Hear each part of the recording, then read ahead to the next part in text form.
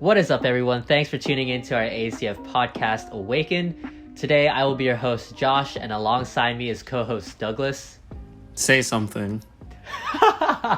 Our guest today, if you haven't seen the podcast title already, is a senior going into his 5th year, making him one stage above a senior, a super senior.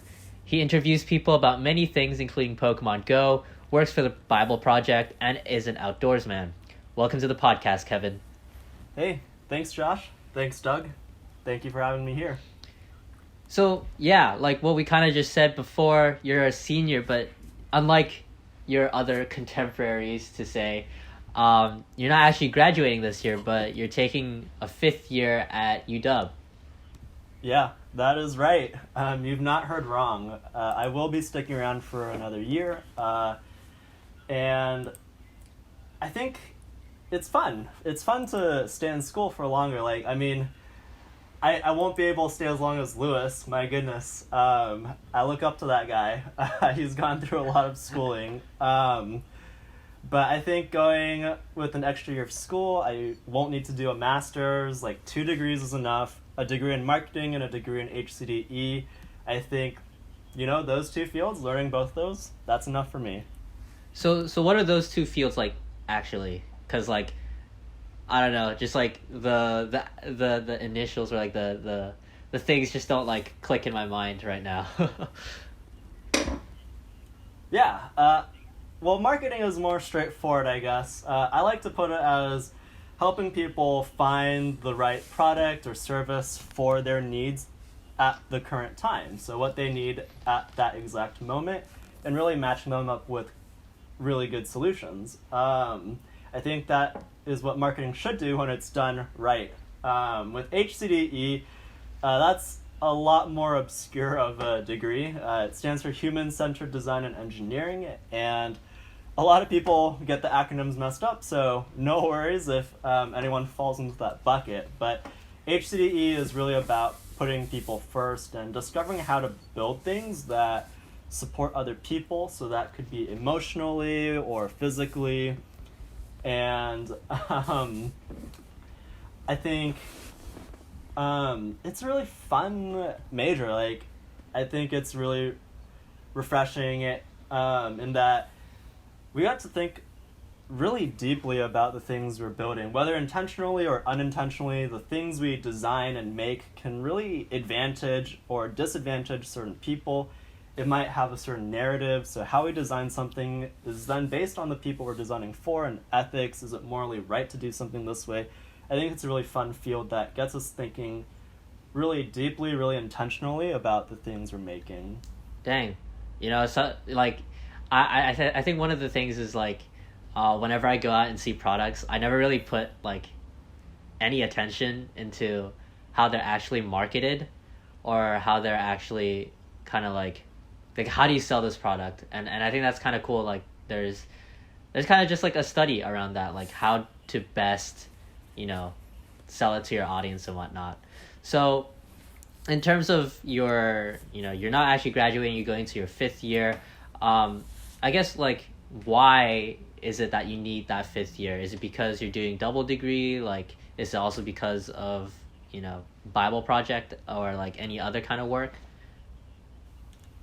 Yeah, it's gonna be mostly, it's actually 100% because of the double degree. I need the credits in order to graduate, and I think, once I graduate, I should be getting about 270 credits total. Wow. It's a lot of learning, but I think it'll come in handy for whether it's user experience or community management or customer experience. Just being focused on people in a future career, I think that's what HCDE can really help me do in the future. That kind of adds on to marketing, augments it. How do we treat people well, and how do we build things that will improve people's lives, right? I think it's pretty amazing how so many things that we don't think of, there was actually probably a lot of thought put into it, infinite scrolling on mobile devices, on Facebook and on YouTube. it doesn't seem like a really big thing, but it's actually really big. Like, it increases your usage and engagement with the app by a lot, which means more ads and all that. So, but it's a fun field, and you can do a lot of good with it too, not just bad. Of course, it's not all about that ad revenue. Yeah, that's right. And it shouldn't be, right? Like, I think optimally I believe that we could build things that make people's lives better, and people will live longer, people will like your company more, and they'll just naturally gravitate towards, oh, I like this company, I'll keep using them, I'll keep purchasing from them. We don't necessarily have to shorten people's lives to make money. I think that's a bad business strategy. That's awesome, dude.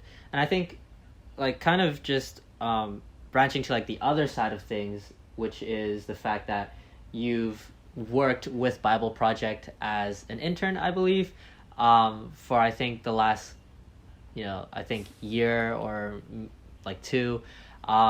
And I just think that's so, like, fascinating, just because, like, the Bible Project is obviously a more Christian-centered company. Well, it is a Christian-centered company, it's Bible Project.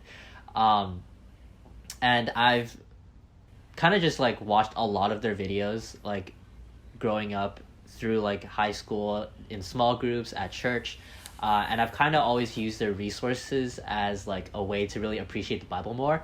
And so I'm really interested to hear, like, what is the culture like, working for the Bible Project? Like, how might they do things differently from, you say, a regular company, and what kind of, like, I guess, experiences and, like, things that you've gotten out of it that have really benefited not only your work experience, but also, like, your spiritual journey?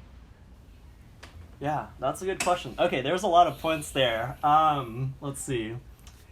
Okay, well, I guess you could just start off with, like, that culture bit. Like, what is that culture like, Yeah. Well, I'm still pretty young in terms of my career journey, so I've only really been in two companies. The first one was Udemy, and then the second one, or organization, is Bible Project. I dabbled a little bit with YouTube before that, but all three of these organizations have been really... they've all been pretty top-notch in terms of their culture. And I think what surprised a lot of people for Bible Project in particular is that even though they're a Christian organization, they're actually not 100% Christian, and that not every employee is Christian. And I think that's pretty cool in that we're able to bring in people because of their talents, and for some reason or another, they're willing, even if they're not Christian, they're willing to come in and dedicate their time, their skills to Bible Project. And I think hopefully through that, they'll be able to experience God's love through their coworkers. Amen, brother. Yeah. And let them maybe one day be able to have faith in God. And I think that's really cool. The culture in Bible Project, lots of love, a lot of generosity. I remember when I first visited them. I remember when I first visited their office. They, Danny, who I was talking to, he kept on pushing me like, "Hey, take this." And even to this day, they are a very much others-focused organization in terms of, like, giving away things for free, giving resources away for free, making sure that anyone, anywhere can really get to know what the Bible is, and that really is this unified story that leads to Jesus and gives us hope. So I think that's definitely something that stands out to me with Bible Project, is their generosity and how our management, our directors, they want us to help others experience that generosity too. So I think that's pretty cool. That does stand out from the other organizations I've been with in the past. Oh yeah, and AMC Theaters. AMC Theaters, right? So yeah, Bible Project is definitely different in terms of their generosity, and yes, they are religion focused. They're a Christian nonprofit, yet is still very much open and very much wants people from different walks of life to be able to serve, to contribute, to be able to pitch in, and whatever field they might come from, really. And I think that's really cool. Right, and I think it's really cool that the Bible Project is a company that, you know, allows people from various fields to come together to work on something for the Word of God. And like you said, it might not be all, you know, all the employees might not be Christian, but regardless, the kind of work culture of like generosity and love kind of really just makes it awesome. And hearing that, you know, they're doing these kinds of things, you know, that's what the Bible says, that's what Jesus says, to love your God and to love your neighbors, you know, and to be able to show that through the company and how they kind of work. And I think that's just amazing. So something that you said previously was that, you know, the Bible Project aims to be a singular narrative about, you know, pointing to Jesus and Jesus coming and saving us. And now we're kind of living in that post-Jesus timeline. And I was just wondering, you know, how has working in the Bible Project helped you see perhaps like the Bible differently, or, you know, just how has it impacted your own spiritual journey? Yeah, 100%. That is a good question. I guess to clarify, the general employee base, we're not all Christian, but our upper management, so like directors and CEO, well, maybe not CEO. The high up people, they are Christian, so our leadership is Christian. Mm-hmm. But I think it is still cool that, yeah, we are a witness to others, Christian or non-Christian, and that should definitely apply throughout our lives. And I think working at Bible Project, how that has changed my faith, I think it's actually helped me develop a greater curiosity for the Bible and a greater desire to know who God is, who Jesus is, what the whole biblical story is about. I used to think that Christianity was about rules, like you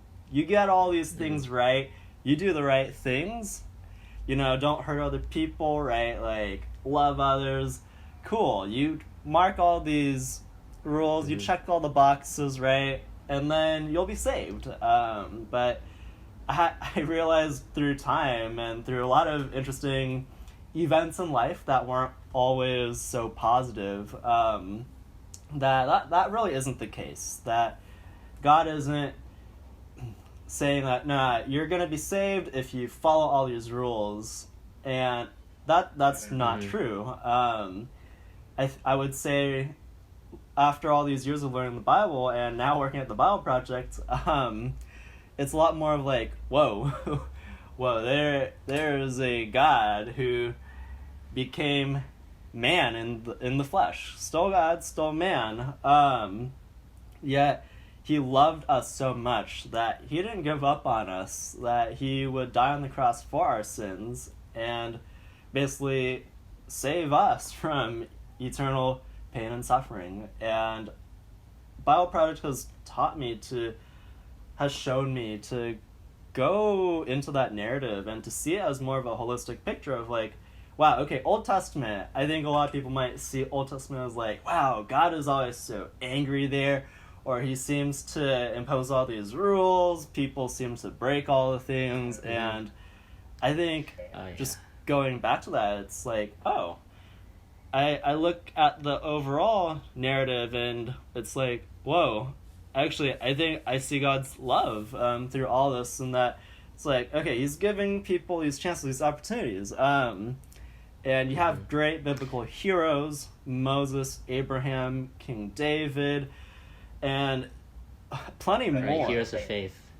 What was that? No, just in Hebrews, when like the book of Hebrews, they talk about like how the people that you listed were like heroes of the faith. Yes. And yeah, even Israel too, right?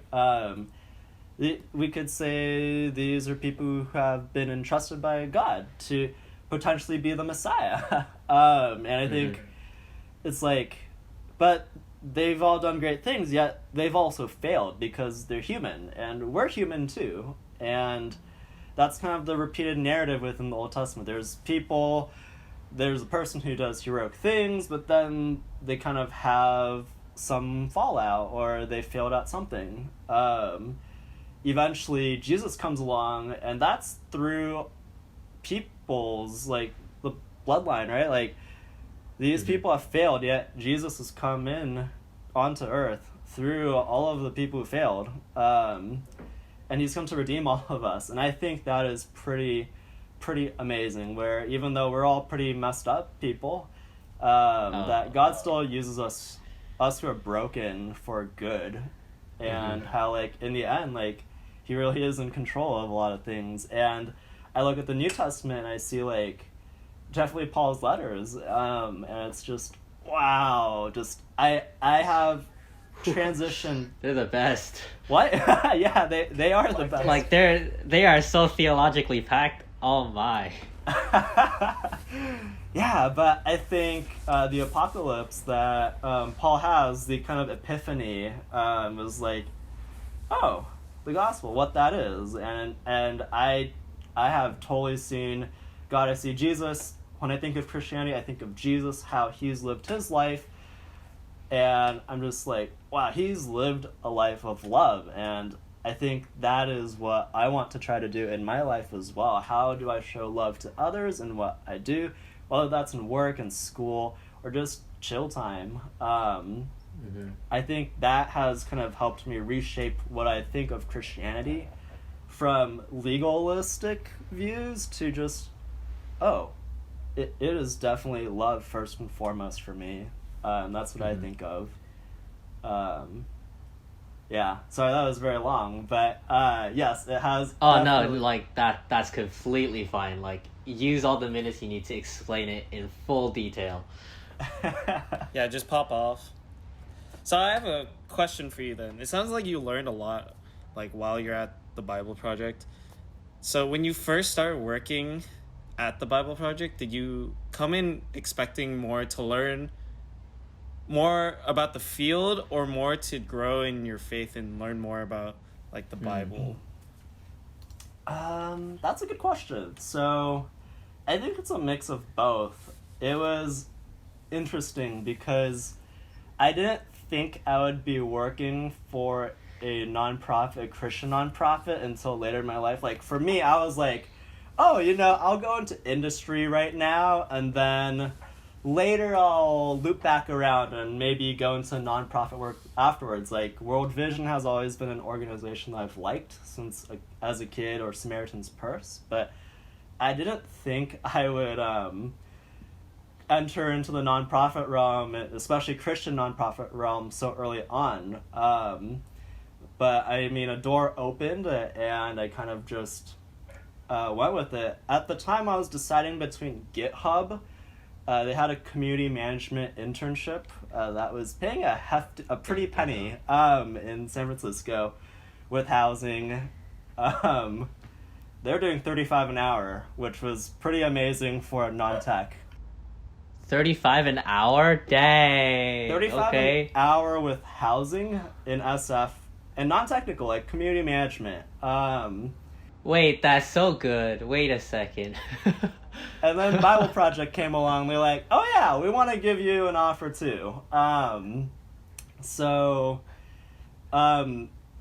the time, they were actually able to match GitHubs. So it was kind of like, what are you able to provide? Like, what are your resources? And it wasn't going to be GitHub matching at that time. So I think there was a little bit of seeking faith and kind of like praying about, where am I meant to go, right? There's actually a bit of a story behind how I got hooked up with Bible Project as well, and the job. That's a Pog champ. Okay. But I think in the end it was kind of a mix of both, where it was like, in my spiritual life, I was like, okay, God, is this where you want me to go? Like, this seems like such a perfect thing that just opened up right there. And And yeah, it could totally be a way to deepen my faith. Like that was a possibility. And yeah, even though I'm taking a little bit of a pay cut, that's fine. So yes, it was partially the opportunities. They had something really interesting going on. That's actually now released. It's called Classroom. So Bible Project Classroom. It's their online learning platform. Ooh. And they kind of wanted help with designing, developing, and kind of planning a future community around that as well. Which related to my previous job with Udemy, which is an online learning website. So that was just really perfect how it kind of aligned with the things that I had already done and was interested in doing in the future, and then what they needed at the time as well, and kind of still need too. So yeah, it was a career match. It was also a spiritual match. So it all kind of came together beautifully packaged. It makes you think whether or not there was some kind of orchestrator in the back of your life. Just saying. Yeah, 100%. Actually, that's part of my testimony that I often tell people now of like. Oh, Pog. All right. Yeah. We can talk more about that too if you want. But yeah, it really worked out really perfectly, and I think the caveat is that even though you're working for a Christian nonprofit, it doesn't mean you're going to be the Bible geek. Like, I think it gives you the environment of Christianity a lot, because you are really developing resources for Christians and also for non-Christians about the Bible, about Christianity. Mm-hmm. But I think on the flip side, easily that could also become a slippery slope of like, oh, I'm working in a Christian organization. Oh my gosh. Maybe I don't need to open up my Bible anymore. I'm already immersed in all this Christian stuff day to day. And I think that's a really dangerous. Yeah, that's a really dangerous trap. So I think that was one of the learnings I've had where it was like, yeah, even though my work is really with Christianity, because of my job, I do look at some passages, some text, and some educational material about the Bible. I still need to have that personal time with God. Personal devotionals, or just diving into the Bible more than just Sundays, right? And I think that's something that I've been learning, and that's actually become easier for me as we continue with the whole COVID-19 isolation and all that. Yeah, I think that's a great point, just because so often for our Christian audience out there, which is probably most of us, sometimes we just kind of get into that motion of going to Sunday, worship, and then sermon, and then you kind of just go off, right? And it becomes kind of like a habit, and we don't really, and sometimes we just don't think about where the personal kind of interaction comes in, or where the personal motivation comes in. Are you just going there just because you're used to it, your parents forced you to it? I think that's great that you've kind of recognized that there needs to be some kind of personal motivation to really get to know Christ, because the relationship that we have with Jesus is a two-way relationship, just like any other relationship, with a boyfriend girlfriend, for instance.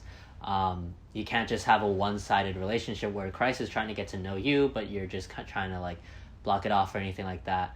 And kind of just plugging a little bit here, for Sundays, the Bible Project is currently doing a church online series that you can easily sign up for in their newsletter.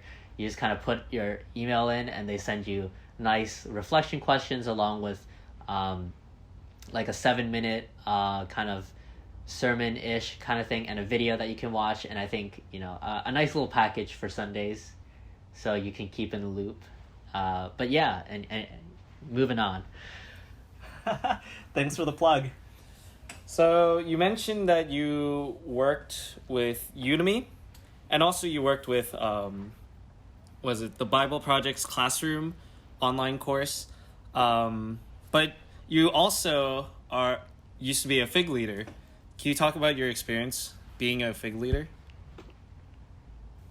Yeah, sure. So with the Fig leading, when I first came into UW, I was in a fig group, and at that time, Info 200 was not that competitive to get into, but Dang. it is definitely a lot more difficult to get into now, and I was lucky that I got into that class as part of a fig in my freshman year. And I knew about the fig experience, what it was like being in a fig early on, and I know students have like mixed opinions about how useful it is, but I think especially as an out-of-stater, going into fig was really useful and helpful for my transition to college, and I think even for Seattleites too. Just being in a fig gets you mixed together with a lot of different people that you didn't know before necessarily, and I think that's a really good opportunity to start to get to know people, and for us as Christians to be a witness to them too. So that was one of the things I was thinking about for why I wanted to lead an e-fig, engineering fig. Part of it was I've been in the ed tech industry for a while, so education technology, we care a lot about education. Udemy, a big thing about the internal culture there was like, we're democratizing education, we're making learning more accessible, more free to a lot more people. Okay, maybe not the free part, but Udemy at that time had the courses for $9.99 or cheaper. It was a really good deal for these types of courses. So I really like the idea of teaching, mentoring, guiding others. I used to volunteer at a Boy Scout-ish summer camp. Wasn't quite Boy Scouts, but it was... Wait, what do you mean by that? Like there were girls there? There were. Wait. But it was heavily associated with Boy Scouts. It was like a leadership camp thing, and that was a good time. And I was there kind of teaching outdoor skills, outdoor leadership skills there. And then I've also had time spent like being a small group leader in high school for my church and for my youth group. And I think all these experiences have taught me, have shown me like, oh yeah, I do like being there for others by maybe teaching them or providing them encouragement, ways to explore. So when I was doing fig leading, my teaching philosophy was that I believe that all students deserve to feel belonging within a classroom community, regardless of their background. I'll be a positive role model and be there for my students as they learn to love themselves and learn to love each other. And then by sticking together, we will build up values of human kindness, lifelong learning, and exploration. So I kind of saw fig leading as a way to use what I've learned in the edtech industry of how students can learn better, ways to really motivate them and just to support students as they come into college. Since I used to be a freshman, I was once a young Padawan. Using those memories, the knowledge I have, and putting that into the classroom. And I think something that I really enjoy about figs and any sort of teaching opportunity, especially with younger generations, is kind of like I get to see them grow. Like I can meet them in the first quarter they're at UW.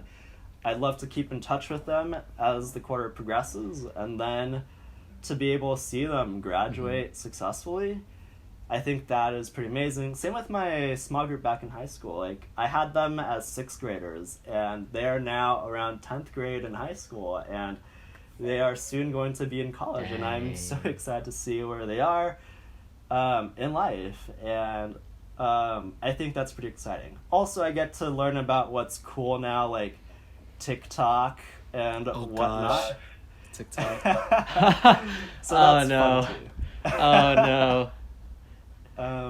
no. So really, when I was doing FIG, it was hosting events outside of class and really helping them to warm up to each other, to really encourage them to get to know one another. And I think that worked out from what I have heard. And even if it hasn't, I still want to be available as a line that they could reach out to if they ever need that support. Like, I think as an instructor, our job shouldn't end at the boundaries of a classroom. Like, our job should be to look out for them as they continue to grow in life and really get to know what they're interested in, what they want to explore, and to support that exploration.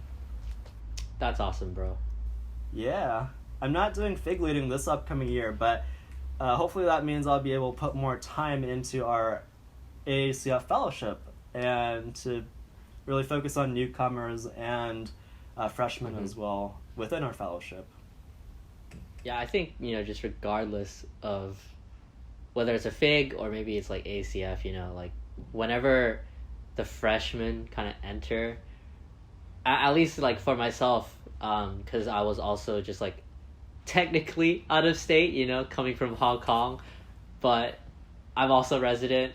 So anyways, just like, yeah, like that experience of that first experience and having, somebody who's really there to ease you in and to help you get accustomed to it, I think is really important. And I think it's great that, you're filling in that role with that attitude of like, really giving back from your experiences, but also just like trying to help, these young uns, these Padawans, get in to learn the ways of the Force. Not obviously not the Force, but yeah. If they learn the Force, that's cool too. Maybe that's where George Lucas got, his ideas, just, 40 years before Force Use. Anyways, that's just a tangent at this point. All right. All right, so we're gonna transition from that. So we have this little segment on our podcast that we're starting to do called Trip Down Memory Lane, something like that. So while searching the internet, we found that you've written a bunch of articles in the past about a lot of things on Yahoo. Yeah. Yes. So can you talk more about that? Like, can you explain like why you did it and like, Yeah, sure. I was really surprised that I am really surprised that you found that. Well, I guess it's on my LinkedIn. So, but yeah, to give some context, back in middle school, this kind of was part of my whole legalistic view of Christianity too. I thought people were bad, like, oh, I should not interact with people at all, like, they suck, they're gonna lead me towards death, they're gonna make me sin. So, I spent a lot of time doing online things, and kind of, in a way, being more adulty in a way. Like, I want to be able to make my first penny, like make my own money, do things by myself, being very individualistic.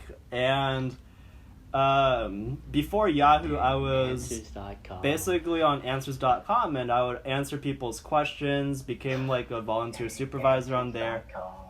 I became like an expert on Lego, on video games, and I think Neopets RuneScape. And then, so I was already writing a lot online because I didn't spend as much time with other people in person. I was just online doing my own things, which has some pros and cons. Con is like my social skills, they lack a little bit now, which is ironic because I did community management as a focused field. But with Yahoo, I saw it as a way of where I could actually make some money, and I think I made maybe about $150-ish by the end of 4-ish years of writing on there, until they shut down, basically. But Yahoo, what they would do is they would crowdsource writing from a bunch of other people, because I guess they didn't want to keep their own editorial staff. And my goodness, I was in 8th grade,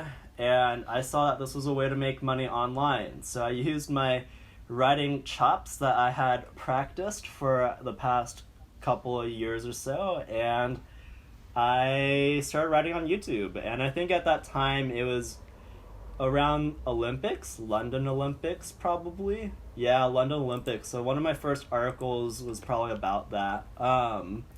And they would give you weird assignments sometimes, like, yeah, your favorite food challenges, or tell us your favorite arts and craft project or something like that. And they would actually pay you money to write about that stuff. I remember writing an article about the best ski resorts in California that they paid a pretty good amount for. It was like probably $15. $15 is considered good. It was like sweatshop labor.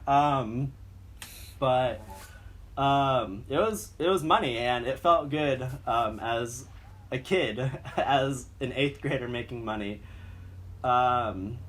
Yeah, that article about ski resorts, my goodness, there are a lot of people who did not like what I had written there, but they did not agree with my ratings. But hey, Yahoo, they accepted content from an 8th grader. Yeah, so they gave you an assignment, you would write it, you'd submit it to them for review, and they'd either approve it or reject it, and if they approve it, they might give you a little bit of money based on what they thought your article would pull in.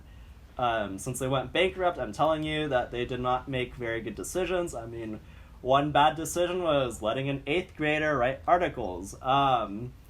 But what let that happen was, it was like I was using a pseudonym, Kevin Kuo, because, Kevin Kuo, Gavin Kuo. So I used a pseudonym, and then I also was like, hey, Dad, you have a PayPal account, right? So how about you create the account on Yahoo, because you're actually, legally allowed to. And then I'll do the writing. I'll submit the writing to Yahoo. They approve it. They pay you. Then you pay me, right? So cool. So that was kind of the agreement there. And that's probably why Yahoo did not figure it out. Don't tell them. So yeah. Wow. Hey, that's some shady business right there. Or is it some big brain next level tactics? We will never know. Yeah, man, you gotta do what you gotta do in middle school, right? Yeah, for sure. Can you tell me about this one article you wrote called RuneScape Evolution of Combat Update, the Skiller's Tips? Oh my goodness. Do you remember this article at all? I think I vaguely remember it. RuneScape was doing this whole overhaul in-game. They're transitioning from their older combat mechanism into more advanced animations with their combat. So that article is basically just updating people on how to enable that feature, or maybe even to disable it if they don't want it. Yeah, so nothing big. That article did not do very well. I can tell you that. RuneScape is a very small audience, and I think most of them don't really read Yahoo articles. Did you play RuneScape a lot? Yeah, I did. I would be one of those kids who, well, I think a lot of kids probably do this, I'm guessing, of like, oh yeah, hey mom, dad, I'm doing homework now, don't disturb me, right? And then I'll have like RuneScape pulled up on my Sun Microsystem monitor. It was like this thick 40-pound plus monitor. I've totally gotten some viruses on computers that were hooked up to that monitor in my past life. Who didn't? Thanks, Dad, for dealing with that. But yeah, I and then my parents would come into the room, and then I always chose the computer that was facing away from the door so I could see them coming into the room, so I could switch the windows really quickly.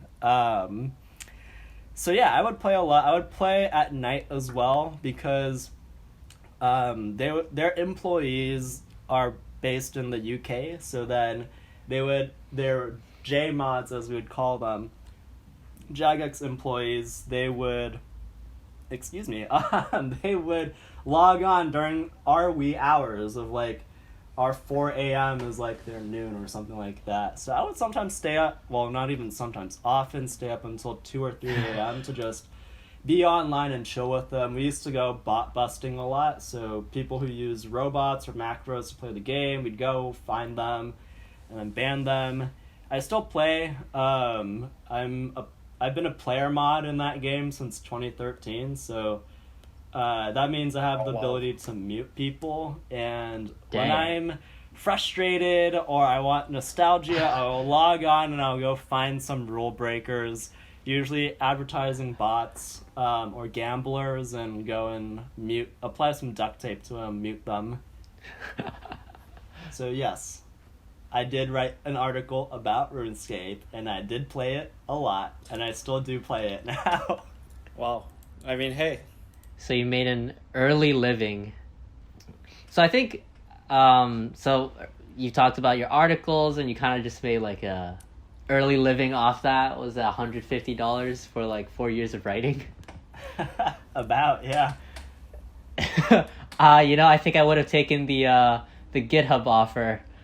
But I actually made more money answering questions online than my time writing with Yahoo. Yeah. Sorry. Go. Yeah,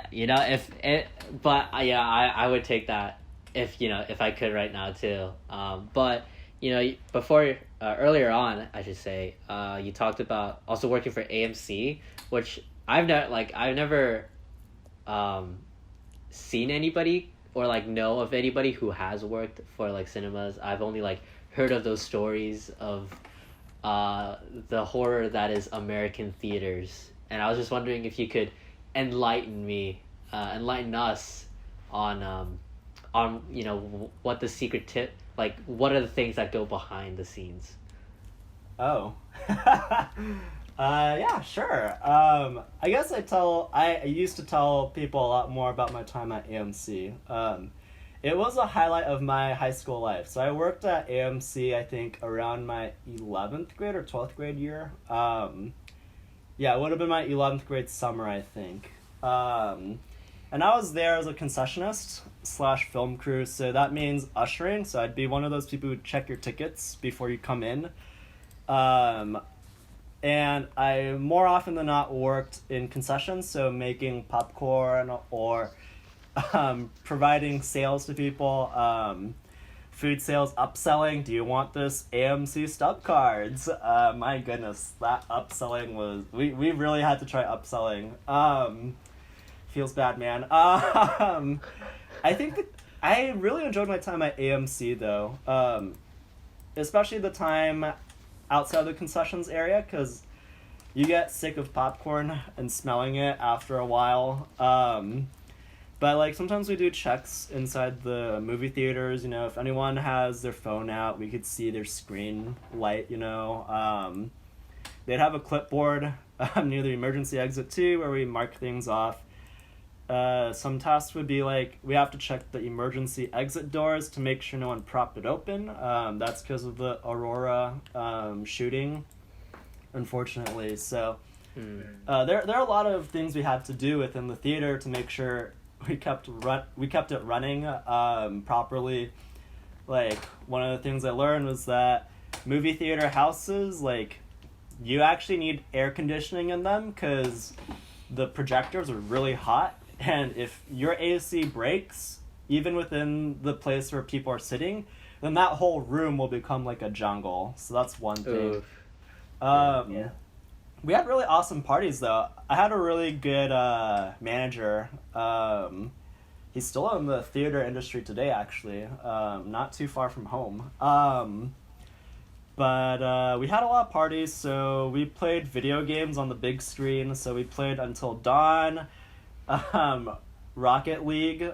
So we'd basically hook up the console into the projector because it's all digital now. And then we had Wi-Fi in there, so then it would play on the big screen, the big theater screen, and then we would have the surround system playing. So Until Dawn was really scary. Playing that with everyone else on the big screen and just watching. We had a lot of managers who got scared. That was cool. They've done hide and seek in the dark, flashlight tag. So we had a really cool employee HR team, I guess. It differs a lot by theaters. Other benefits we had was like unlimited popcorn. I've seen coworkers take trash bags of popcorn out because it's extremely cheap. It's not cheap for the customer, but it's really cheap for employees. It's free.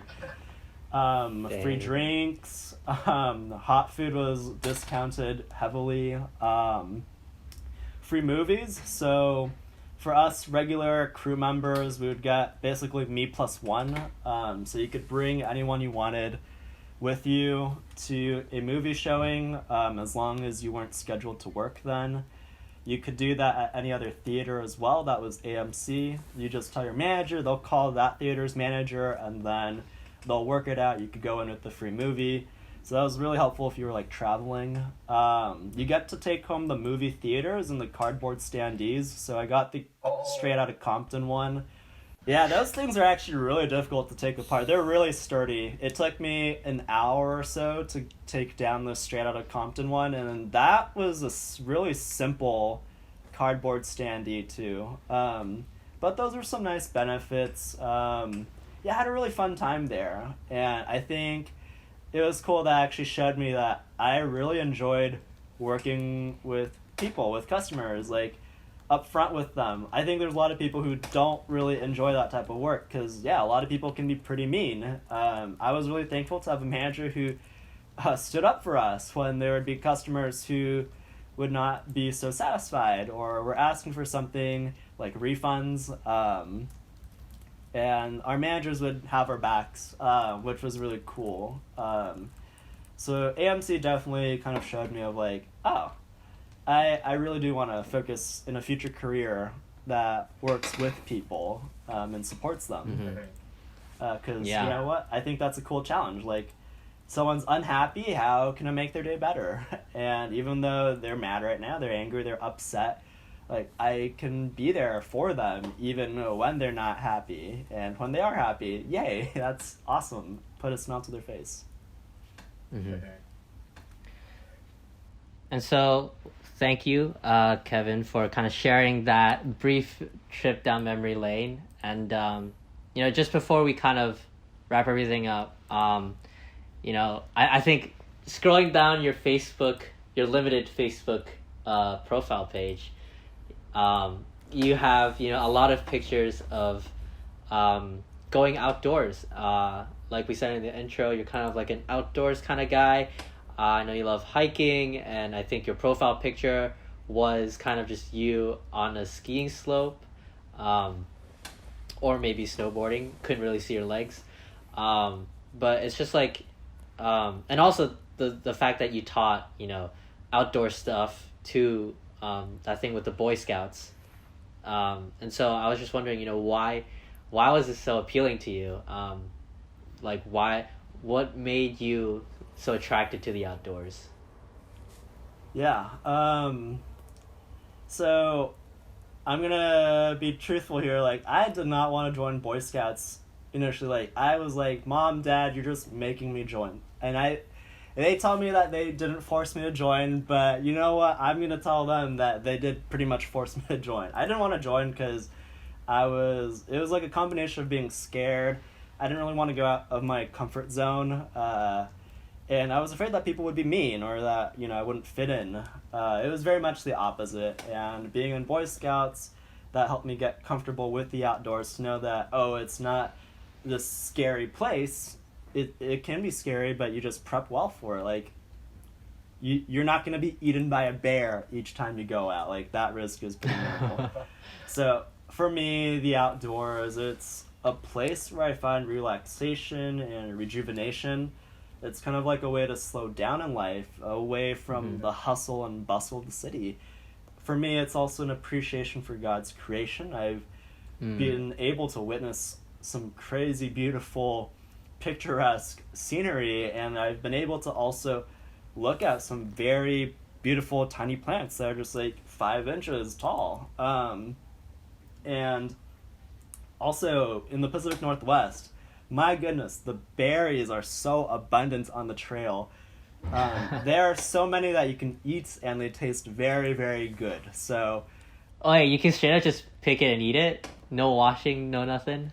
Yeah, I've picked blueberries, huckleberries, salmonberries, thimbleberries. My favorite's by far the huckleberry. It's like sour yet sweet. Blueberries that are wild are also really tasty. Yeah, you just walk along the trail, you're tired, you just, oh, it's a blueberry bush. Cool, let me just take some off and eat it. That's pretty much what the bears do. you know, we're people. We can also eat berries. So, Yes, we are animals. indeed, mammals. Yeah. Okay. Okay. But yeah, outdoors, it was a way to bond with others as well, and it still is. Like, when you're stuck with another person for 8 to 12 hours of a day, you just kind of naturally talk with them, you get to know them better, you're proximally close to them, and then you also go through this mutual pain of, I'm walking 12 miles, maybe 3,000 feet of elevation gain. My goodness, we're tired, but we did it together, and I think that's pretty cool. Yeah. Yeah.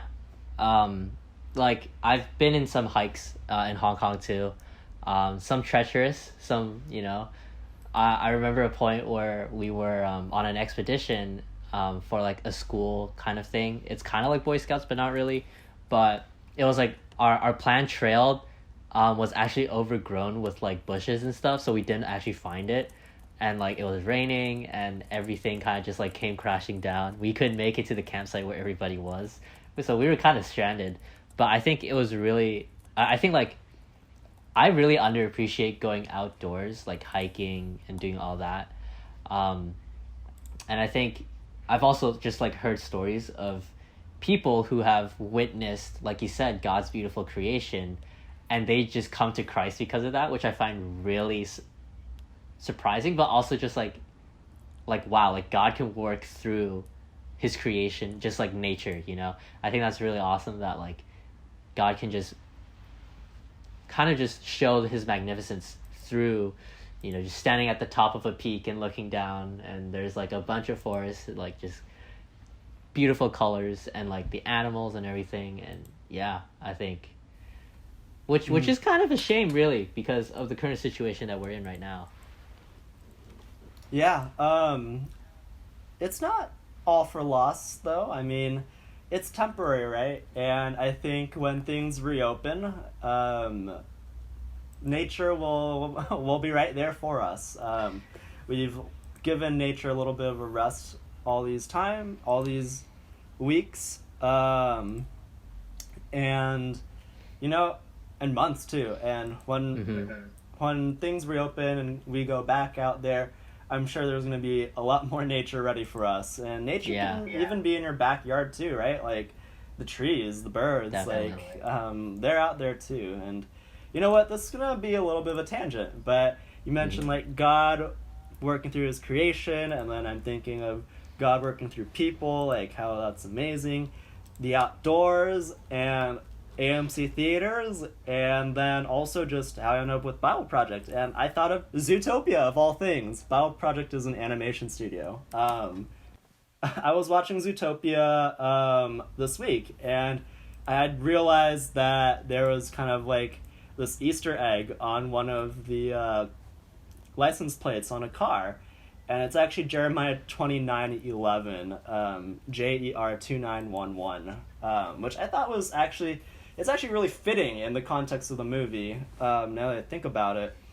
But kind of, that made me look up the verse, which was, "For I know the plans I have for you, declares the Lord, plans to prosper you and not to harm you, plans to give you hope and a future." And I think I look back at my life, the struggles I've had in elementary school that shaped me into who I am today, the experiences I had, that because of who I was, after being shaped in those not so great times, that I could actually do, that I could care for other people.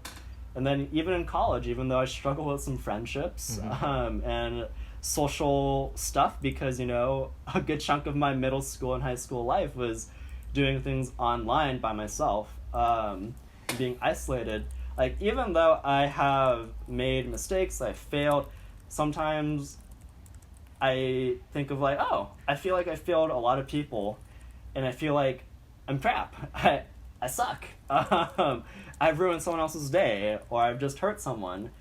And even amidst all the struggles, even amidst like coronavirus, like, I think I look back now and I'm like, wow, there really is a God who is behind all these things. He's worked through the really tough times of life, and then somehow has brought me full circle into where I am now. And it's probably not even full circle because it might change in the future. And I think that's also encouragement for a lot of us who are still in college of like, you know, there might be a lot of tough things happening right now, especially with coronavirus. I might not know where I'm going, what the whole economy is going to do, whether I'll get into a major or where I'll end up in the future.